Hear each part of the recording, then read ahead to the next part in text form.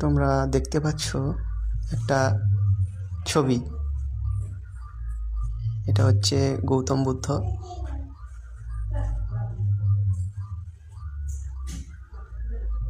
যিনি অশ্বত্থ গাছের নিচে বসে আছে। দেখতে পাচ্ছ চারিদিকে প্রাকৃতিক সৌন্দর্য, গাছ, ঘর। বন্ধুরা, আমি ছবি আঁকি না, তবে এটা স্কুলের প্রজেক্টের জন্য চেষ্টা করেছি আর কি। দেখতে পাচ্ছ পেছনে রয়েছে পর্বত, সূর্য উঠেছে, এদিকে দুটো কুটির, রাস্তা,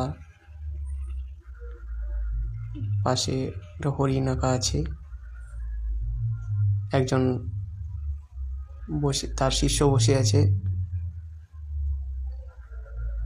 বন্ধুরা, তোমরা জানাবে কেমন হয়েছে। আমি কিন্তু ছবি আঁকি না, চেষ্টা করেছি মাত্র।